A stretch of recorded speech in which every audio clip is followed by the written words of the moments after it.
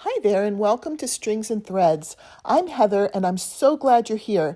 In this free pattern design class, we're taking simple stitches and turning them into beautiful functional dishcloths. Whether you're into knitting, crochet, or Tunisian crochet, this series will guide you through designing your own patterns from start to finish. No complicated techniques required.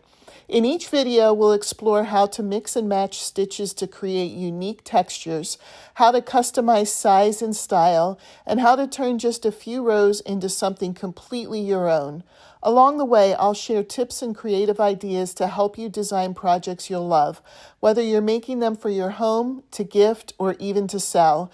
So grab your yarn and your tools, and let's dive in and start turning stitches into something beautiful. Before we jump into designing with Tunisian crochet, let's talk about what you'll need for this project. The most important part of any project is your yarn, and my top recommendation is Knit Pal's Cotton to the Core DK weight yarn. It's a soft, durable blend that holds up beautifully for dishcloths, absorbent enough for kitchen use, and sturdy enough to keep its shape wash after wash. The color I'm using today is watermelon red, which makes such a bright, cheerful dishcloth, but you can use any color you love. For your hook, you'll need a 6mm Tunisian crochet hook. That slightly larger size helps create great drape and texture with DK weight yarn, which is exactly what we want in a dishcloth. You'll also want a tapestry needle for weaving in your ends and a good pair of scissors on hand. That's it, just a few simple tools and you're ready to start designing your own Tunisian crochet dishcloth. Now that we've gone over our materials, let's get into the fun part, designing your Tunisian crochet dishcloth. Tunisian crochet is one of my favorite techniques because it combines the best of knitting and crochet. You can create so many textures just by changing where you insert your hook, and that makes it perfect for designing unique one-of-a-kind dishcloths. For my example dishcloth, I'm using the Tunisian Simple Stitch. It's clean, flat, and has a beautifully woven texture that makes it a great foundation for any design.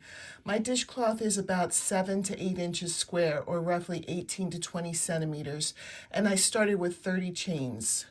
Let's look at a few other Tunisian stitches that work beautifully on their own and make great dishcloths. The Tunisian knit stitch gives a classic knit-like texture. It's sleek and lies flat, making it perfect if you like a clean, modern look.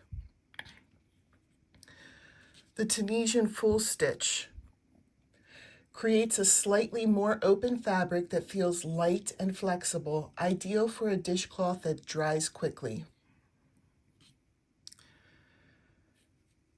Tunisian reverse stitch has a soft, pebbled texture on the front and looks almost like the seed stitch.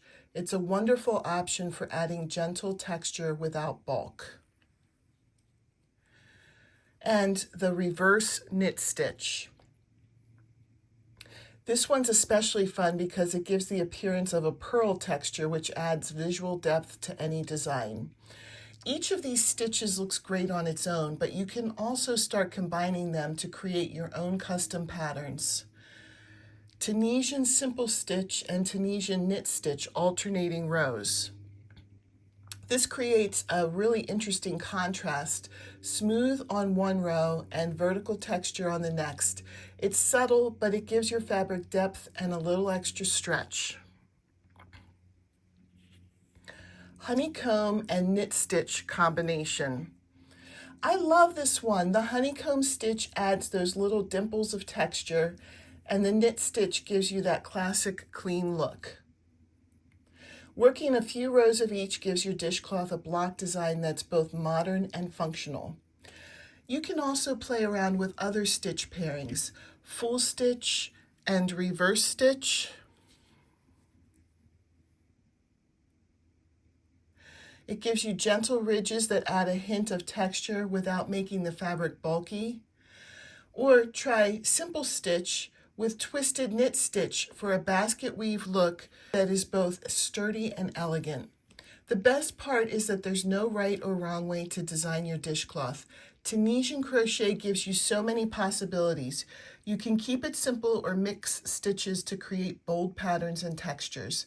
My finished dishcloth uses the Tunisian Simple Stitch throughout, but the swatches show just how many creative directions you can grow.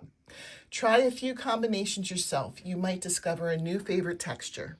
And that's it. You've now seen how easy it is to design your own Tunisian crochet dishcloth using just a few stitch combinations.